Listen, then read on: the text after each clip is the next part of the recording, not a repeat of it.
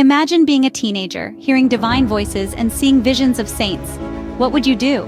This was the reality for Joan of Arc at just 13 years old. Born into a humble family in Domremy, France, Joan's life took a remarkable turn when she started experiencing these spiritual phenomena. She believed that these messages were divine instructions, pushing her to support Charles VII, the rightful heir to the French throne. Joan was convinced that she had been chosen to expel the English from France, a task that seemed impossible to many in a time when the 100 Years' War was raging. Despite the enormity of the task, Joan's faith was unwavering. She was steadfast in her belief that her mission was divinely ordained. Armed with unshakable faith, Joan of Arc embarked on a journey that would shape French history and make her an icon. Joan of Arc, a teenager without any military training, leading French troops to victory. Seems unthinkable, doesn't it? Yet that's exactly what happened during the 100 Years' War. This untrained girl from Domremy was not just a symbolic figurehead, but an active participant in the war, directing troops and even participating in the fighting herself. One of Joan's most significant achievements was the lifting of the Siege of Orléans in 1429. This victory was a turning point in the conflict, shifting the momentum in favor of the French and marking the beginning of the end for the English. A key to her success was her unshakable belief in her divine mission.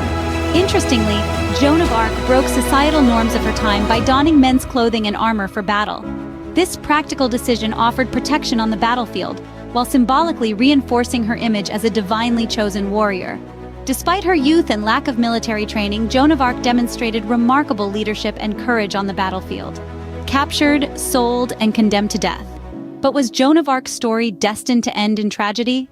In the year of 1430, Joan found herself ensnared by Burgundian forces, who were swift to sell her to the English. What followed was a grueling trial, where accusations of heresy, witchcraft, and cross-dressing were thrown at her like flaming arrows. Yet Joan stood tall, her defense as eloquent as it was steadfast. Her faith, unwavering in the face of adversity, was her shield. Despite her bravery and conviction, the outcome was a foregone conclusion.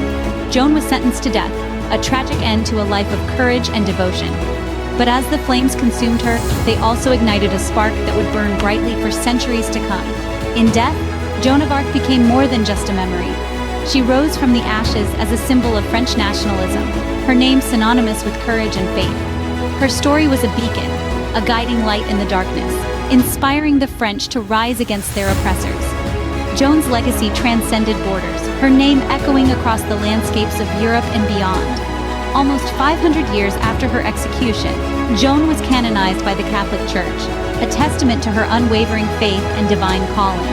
Today, she stands as a revered figure in French history, a saint whose life continues to captivate the hearts and minds of people around the world. And yet, Joan's impact extends beyond history books and religious texts. She has been immortalized in numerous books, films, and artworks. Her story a rich tapestry of courage, faith, and female empowerment.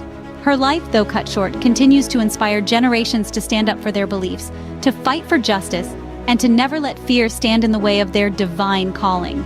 Burned at the stake, yet immortalized in history.